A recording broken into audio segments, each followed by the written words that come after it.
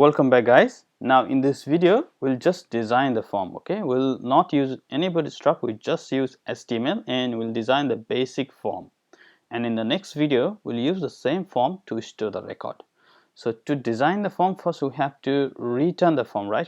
When we hit the particular URL, it should return the form. For example, we hit books as our URL and it returns the index page that we will be using later to show the list of books. So why not write here, let's go here in HTTP, why not write here list of books. Later on we'll return a page here, and that will in which we can list all the books from database. Okay, now we'll return a form. So let me make another URL. So I'll copy the same one and I'll make the get here, and I'll write a books create. Okay, and I'll make the create method, create, and let's go here and I'll make public function create method, and here I'll return something. So I'll write a create for now. Okay, so it should return the form. So create, and if you go create, you'll see the create. Now what we do here is we'll make the create.blade.php. So we'll write a return view, and if we write just create, now you have to create the file. You have to create a file within the resources view. Just you'll create file here, just like the welcome.blade.php. But if you want to give something like book, you'll have this book will be as a folder. So in the book folder we'll make the create. Okay, so now let's go here in the views, we'll make the folder as a book, and within that folder we'll make the file create.blade.php. now let's write a create view, and now it should show this page. Okay, create view. Now here we'll make the form, basic form with the HTML. Later on we'll use the bootstrap.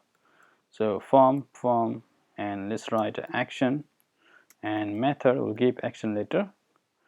Post, since we are submitting a form, so obviously it should be the post, and here we'll write cross-site request query, and this we have already started in the basic of Laravel. So if you are still unsure about this, you can check that video.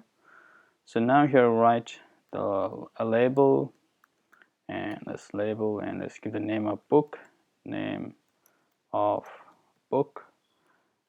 here we'll write the input type text, name, and let's give placeholder name of book, and let's give the break here.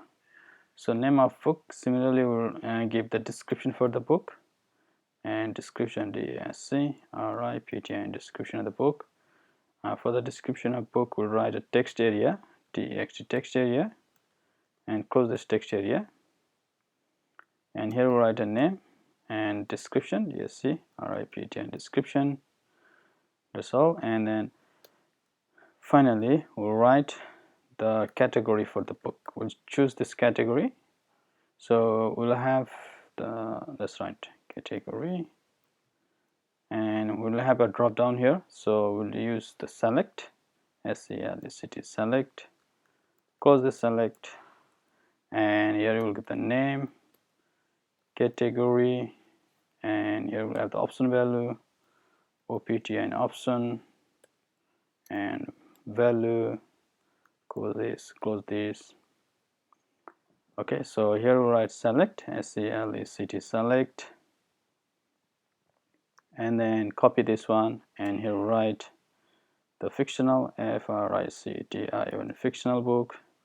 Here we'll write FRICTION fictional book, and copy here and paste here, and you can write, give another like biography, GRAPHI, biography, and here you write bio, BIOGRAPHI,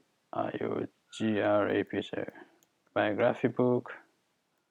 Okay, and you can add as many as you want. So I'll write one more, comedy, COMEDY, comedy, and comedy book.